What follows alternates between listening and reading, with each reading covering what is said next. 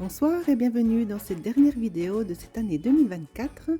Et si on offrait à nos invités un joli cadeau d'assiette pour les accueillir à notre table de fête de fin d'année? Ça vous dit? Alors c'est parti. Dans une feuille, on peut en faire deux.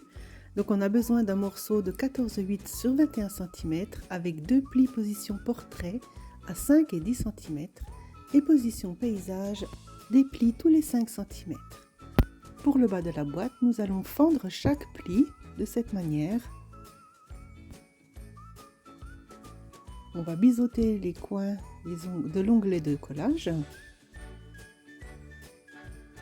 Et maintenant, grossièrement, je vais façonner les plis de cette boîte pour que vous puissiez bien vous rendre compte des différentes parties avant de passer à la forme du toit. Donc sur ces deux carrés, nous allons trouver le milieu avec le crayon de papier, 2,5 cm, faire un repère et avec le stylet, on pourra donc faire les pentes du toit, marquer des plis supplémentaires en diagonale.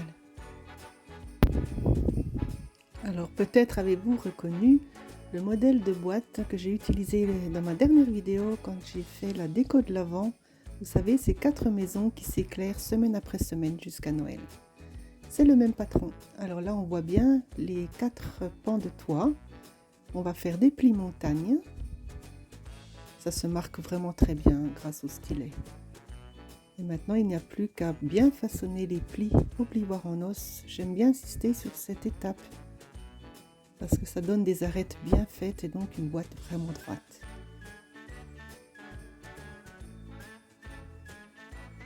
Un peu de double face sur l'onglet de collage. Il n'y a plus qu'à rabattre. Et voilà, c'est déjà prêt. Maintenant, on va s'occuper de fermer le fond. J'utilise de la colle blanche et je colle languette après languette.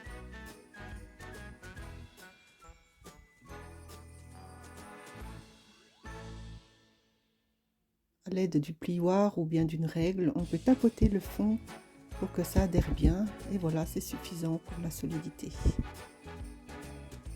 C'est le moment de garnir votre petit cadeau d'assiette avec tout ce qui vous plaira. Toujours un agréable moment, faire des petites surprises pour nos invités. Pour le toit, nous avons besoin d'un morceau de 11 sur 5,3 cm plié en deux. Alors c'est intéressant de gaufrer par exemple cette partie du projet, ça donne un petit peu de texture à la maison. Et pour la fermer, bien sûr, on n'encolle pas les deux pans de la maison, mais seulement un. Et c'est la ficelle que l'on va enrouler autour qui tiendra la maisonnette fermée. Et ainsi on pourra aller chercher ce qu'il y a à l'intérieur sans détruire la petite maison. Alors, que dites-vous de ce projet? Il n'y a plus qu'à décorer la façade. J'ai choisi pour ça un lot que j'ai beaucoup aimé. C'est donc cette biche avec la perfo adaptée.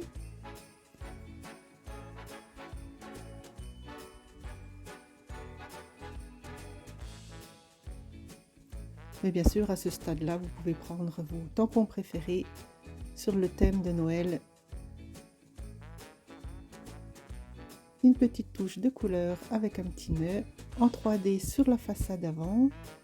Et voilà, plus que le petit message de Noël. Une simple étiquette détourée avec une perforatrice, collée également en 3D. Et le petit présent est prêt. Alors, ça vous dit d'essayer à votre tour? Ces petites maisons sont vraiment idéales pour ce type de projet d'assiette. Cette année 2024 se termine donc et je veux vraiment vous remercier du fond du cœur de vos passages ici, vos abonnements, vos messages. Je vous souhaite de joyeuses fêtes et vous dis à très bientôt.